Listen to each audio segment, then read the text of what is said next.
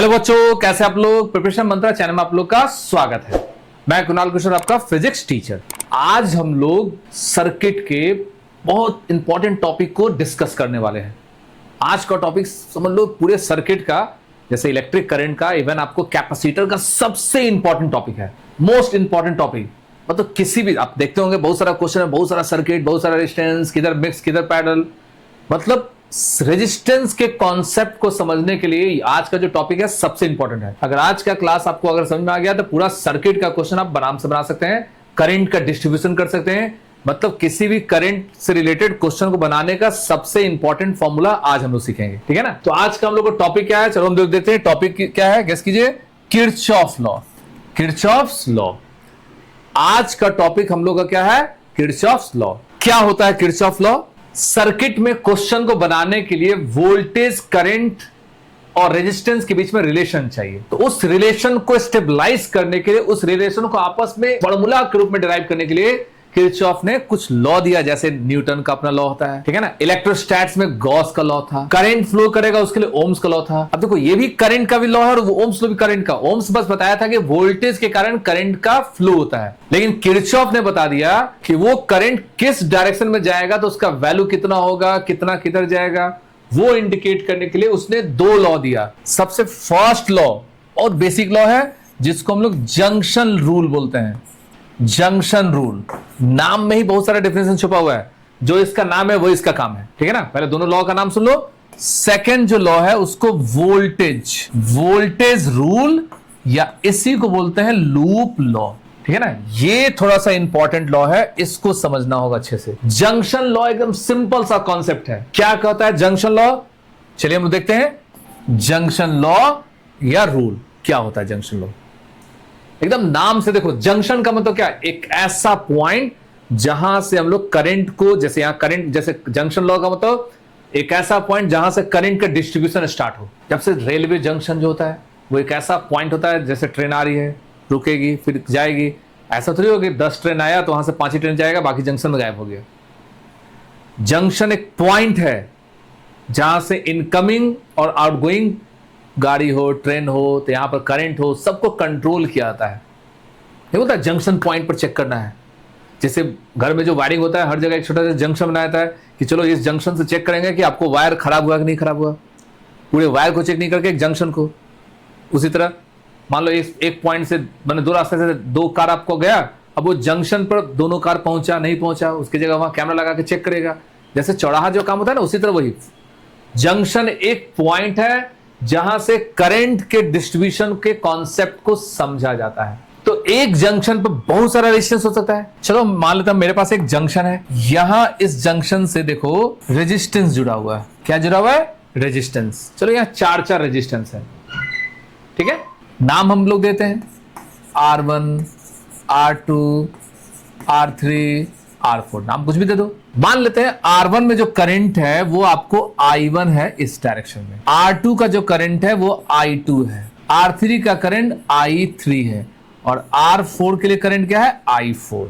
अब पूछेगा इस पॉइंट पर मतलब करंट का डायरेक्शन आपको दिया रहेगा, वो कैसे आया, करंट का डायरेक्शन कहां से आया वो भूल जाओ, क्योंकि हो सकता है उसके आगे से, मतलब ये एक पार्ट पूरे क्वेश्चन का एक छोटा सा पार्ट भी हो सकता है, ठीक है ना।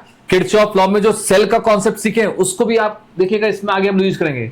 हम लोग के पास बस सिंपल सा कॉन्सेप्ट क्या है, जंक्शन किसको बोलते हैं। यहां पर जंक्शन मेरा ये पॉइंट है जिसको नोड भी बोलते हैं। जंक्शन लॉ क्या बताता है? At the junction total incoming current is equal to total outgoing current. मतलब किसी भी जंक्शन पर जितना करंट आएगा उतना ही करंट बाहर जाएगा। या वो करंट एक तरफ से आया, दो तरफ से आया, तीनों तरफ से मिलकर आए। हो सकता है एक करंट 3 भाग में बढ़ जाए, दो करंट 2 भाग में बढ़ जाए, हो सकता है 3 करंट एक ही पार्ट में डिवाइड हो जाए। जैसे मान लीजिए 3 तरफ से रास्ता है और वहां पर एक चौराहा ला दिया, उसका सिंगल एक रास्ता बना दिया गया, ये भी जंक्शन है। एक रास्ता से 3 डायरेक्शन में चला गया, ये भी जंक्शन है। वाटर का डिस्ट्रीब्यूशन वो भी जंक्शन पर काम करता है। तो यहां पर देखो तो जंक्शन पर 2 डायरेक्शन से करंट आ रहा है, मतलब I1 करंट का वैल्यू और I2 करंट के वैल्यू को हम आपस में जोड़ देंगे और ये दोनों करंट किसके बराबर? I3 और I4 के सम के बराबर। Total incoming current is equal to total outgoing current. इसका मतलब ये नहीं है कि I2 जो है वो I3 के बराबर है, I1 जो है वो I4 के बराबर है। ये कोई लॉजिक नहीं है सीधा। ये मत समझना तार सीधा है, तार इधर कर देंगे तभी भी कॉन्सेप्ट है। बताया था ना, करंट का अपना डायरेक्शन नहीं होता, वायर पर डिपेंड करता है। वायर जिस डायरेक्शन में चला जाएगा उसी डायरेक्शन में करंट होगा, ठीक है ना। तो जंक्शन लॉ का मतलब total incoming current is equal to total outgoing current.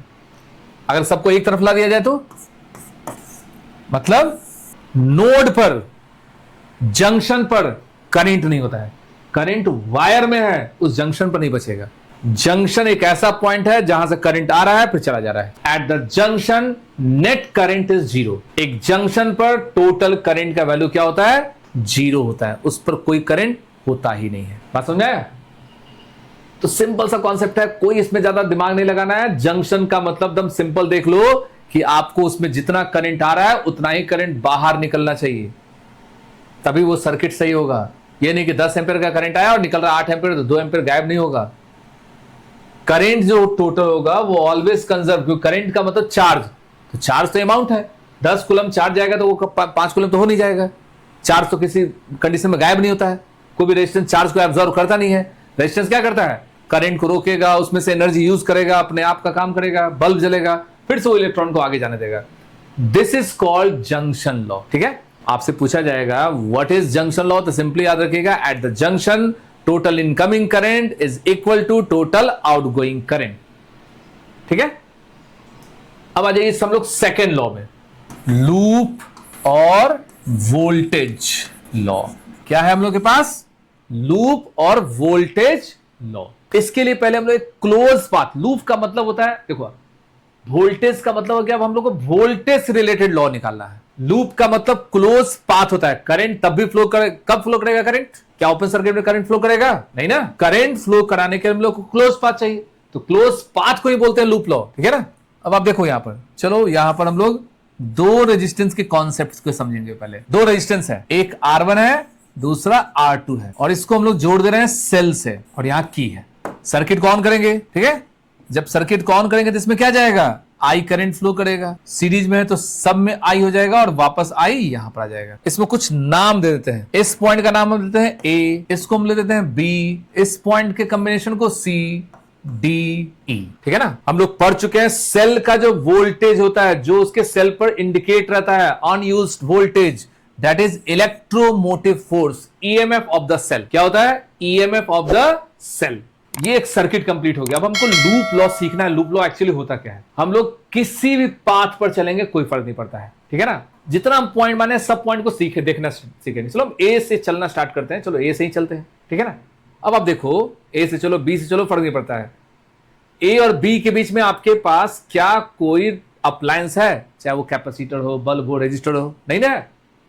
तो ए और बी जो है वो एक सेम, मतलब इसके बीच में डिस्टेंस बढ़ा दो घटा दो, उससे मतलब ये है ए और बी का वोल्टेज जो होगा वो सेम हो जाएगा।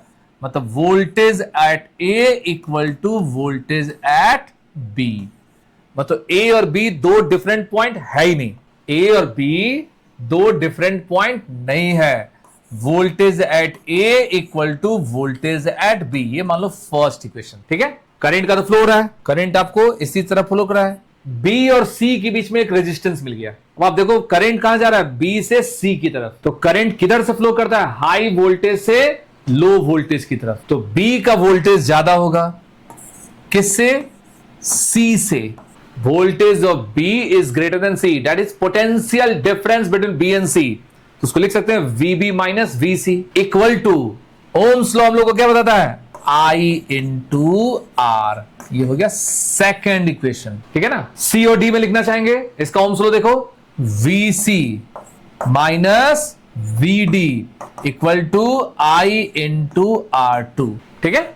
ओम्स लॉ से लिख सकते हैं। डी और ई के बीच में कोई वोल्टेज नहीं है, मतलब कोई चेंज नहीं है। वीडी इक्वल टू वीई, ये हो गया फोर्थ इक्वेशन। और लास्ट इक्वेशन देखो, देखो ई से लेकर ए तक वापस। तो आप देखो तो ई और ए में बड़ा वोल्टेज कौन होगा, मतलब ज्यादा वोल्टेज किस एंड का है, ए का, क्योंकि ए पॉजिटिव से जुड़ा हुआ है। तो अगर हम लोग वीई में से वीए को घटाएं तो लो में से हाई घटाते हैं तो माइनस होना चाहिए। तो यहां क्या लिखा है, माइनस ई। माइनस प्लस लिखना सीखो, ठीक है ना, क्या लिखना सीखना है, माइनस और प्लस। अब इस सारे को अगर हम लोग ऐड कर दें, ठीक है ना, टोटल इक्वेशन को हम लोग अगर ऐड करें, देखो क्या होगा ऐड करने पर, ए जो है वो इससे कट जाएगा, ठीक है, बी का वैल्यू क्या होगा, देखो अगर इसको कट करना चाहेंगे तो बी से बी कैंसिल, ए से आपको ए कैंसिल, ठीक है ना, डी से आपको डी कैंसिल हो जाएगा, ठीक है, सी से आप सी को कैंसिल कर सकते हैं, और ई इधर का राइट और इधर का लेफ्ट कैंसिल हो जाएगा।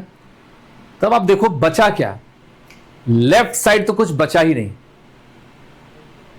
लेफ्ट साइड कुछ नहीं बचा, मतलब लेफ्ट साइड का वैल्यू क्या हो गया, 0, और राइट साइड क्या बचा, I into R1 plus I into R2 minus E, मतलब आपको ये टर्म बचा। अब आप सोचो तो इसको लैंग्वेज में लिखेंगे तो क्या होगा, the total voltage in a close path is 0. The total voltage in a closed path is 0. Yeah, the sum of potential difference across each appliance in the closed circuit is 0. ठीक है ना, मतलब IR1 plus IR2 minus E equal to 0। अगर इससे I निकालोगे तो simple आ जाएगा E by R1 plus R2। ये तो पूरा कॉन्सेप्ट हो गया फॉर्मूला को निकालने का, लेकिन बिना फॉर्मूला को प्रूव किए हुए शॉर्टकट क्या ट्रिक है वो देखेंगे, ठीक है ना। इसका आप देखो तो हम लोग शॉर्ट मतलब कॉन्सेप्ट है इसका देखेंगे, फिगर हम लोग नहीं मिटा रहे हैं क्योंकि इसी फिगर से हम लोग लूप लॉ लिखना सीखेंगे। In a close loop, in the close path, the sum of potential drop, that is the sum of potential difference is 0। क्या होना चाहिए, पोटेंशियल ड्रॉप 0 होना चाहिए। अब देखो कैसे आएगा, अब देखो लूप चलने के लिए वहां लिखना, इन लूप, जिस पॉइंट से चलो उसी पॉइंट पर वापस आओ, ठीक है ना, जिस पॉइंट से चलो उसी पॉइंट पर वापस आओ। चलो A B C D E ए से चलकर वापस ए पर आ गए तब उसको क्लोज पाथ बोलेंगे। ए से चलकर वापस ए पर आए, पहला चीज ध्यान रखना है। दूसरा कॉन्सेप्ट, आपको इस पूरे सर्किट में केवल वोल्टेज को खोजना है, क्या वोल्टेज इसमें होगा उस वोल्टेज के बारे में ध्यान देना है। वोल्टेज नहीं मिलेगा कुछ नहीं लिखना है, केवल वोल्टेज। तो वोल्टेज के केस में दिमाग में रखना, अगर सर्किट में रेजिस्टेंस और सेल रहेगा तो रेजिस्टेंस का वोल्टेज होता है I इंटू आर और सेल का वोल्टेज होता है E, लेकिन कब प्लस होगा कब माइनस होगा वही ध्यान देना है। A से B के बीच में कोई वोल्टेज नहीं है, कोई लॉस नहीं है, कोई गेन नहीं है। B से C में एक R1 रेजिस्टेंस है, उसके कारण वोल्टेज होगा। अब आप देखो B से चलना स्टार्ट किए, पहुंच रहे हैं C पर, मतलब हाई वोल्टेज से लो वोल्टेज, तो R1 कुछ ना कुछ खर्च कर देगा, तो लॉस हुआ। तो लॉस को कैसे इंडिकेट करेंगे, माइनस से R1। C से D में फिर से हाई से लो की तरफ, फिर से लॉस हो गया तो माइनस। D से E में कुछ भी नहीं, E से A के लिए आप लो से हाई जा रहे हैं मतलब गेन हो रहा है, प्लस E इक्वल टू 0। देखो तो आप उसको राइट साइड लेके चल जाओ तो पिछला फॉर्मूला आ जाएगा। बोलेगा नहीं सर हम लूप चलना चाहते हैं दूसरा, इन लूप ए से चलना चाह रहे हैं ई पर आ रहे हैं, ई से वापस डी पर, डी से वापस सी पर, और सी से वापस बी पर, और बी से वापस ए पर। ये लूप में चलना है। तो लूप में देखो क्या तो रेजिस्टेंस मिलेगा नहीं तो सेल मिलेगा। ए से ई पर चलने पर आपको एक सेल मिल रहा है, और सेल में आप देखिए हाई डायरेक्शन नहीं देखना है, सेल के केस में करंट का डायरेक्शन नहीं देखना है, सेल के केस में आप देखना है सेल के किस प्लेट से किस प्लेट पर पहुंचते हैं। ए से पहुंचना है कहां पर, ई पर, तो आपको फाइनल किस प्लेट पर पहुंचना है, निगेटिव। इसका मतलब हाई से जा रहे हैं लो, तो हाई से लो में कैसे इंडिकेट होगा, माइनस से, तो माइनस ई। तो ट्रिक क्या है, सेल के जिस एंड पर पहुंचते हैं उस एंड का वोल्टेज लिखते हैं। प्लस पर होगा तो प्लस, माइनस रहेगा तो माइनस। ई से डी में कुछ भी नहीं है, डी से सी के बीच में देखो करंट इधर जा रहा है और आप जा रहे हैं डी से सी में, मतलब आप करंट के अगेंस्ट जा रहे हैं, मतलब लो से हाई की तरफ। तो इंडिकेट कैसे होगा, IR2, ठीक है ना, कैसे इंडिकेट होगा, IR2। और सी से बी में क्या होगा, IR1 इक्वल टू 0। ये हुआ आपको लूप लॉ किसी भी तरीके से, चाहे वो लूप क्लॉकवाइज चलो, चाहे वो लूप एंटी क्लॉकवाइज चलो। कॉन्सेप्ट दिमाग में क्या रखना, अगर आप करंट के डायरेक्शन में मूव करते हैं तो रेजिस्टेंस के केस में माइनस होगा, सेल के केस में प्लस होगा। अगर आप करंट के डायरेक्शन के अगेंस्ट मूव करते हैं तो सेल के केस में माइनस होगा, रेजिस्टेंस के केस में प्लस होगा। वो ट्रिक है याद करने का, फिर आप एक का याद रखो, दूसरा उसका उल्टा होगा, लेकिन दोनों में से किसी भी फॉर्मूला का यूज करो, किसी भी कॉन्सेप्ट का, किसी भी पाथ का यूज करो, आंसर चेंज नहीं होगा, ठीक है ना, आंसर उसमें चेंज नहीं कर सकता है। तो देखो इसमें बहुत सारा का क्वेश्चन आता है, ये तो सिंपल है।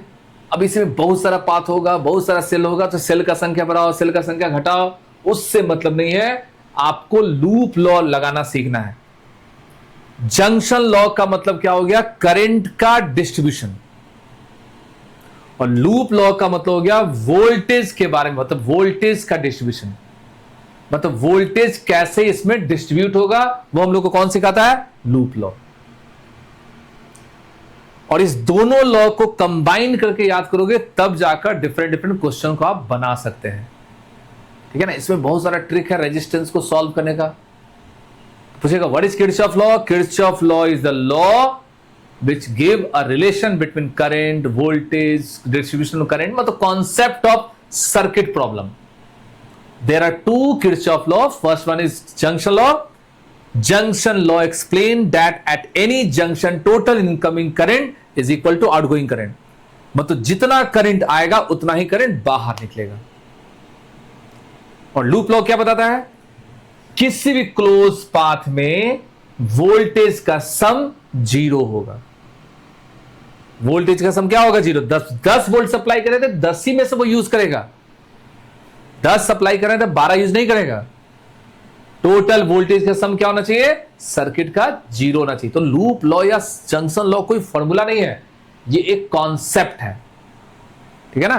कॉन्सेप्ट को एकदम अच्छे से ध्यान देना, क्योंकि देखो जंक्शन लॉ, लूप लॉ और सेल के कॉन्सेप्ट को अगर अच्छे से आप याद रखते हैं तो सर्किट का क्वेश्चन बनाने में प्रॉब्लम नहीं होगा। सीरीज पैरेलल का सारा क्वेश्चन आप आराम से बना सकते हैं।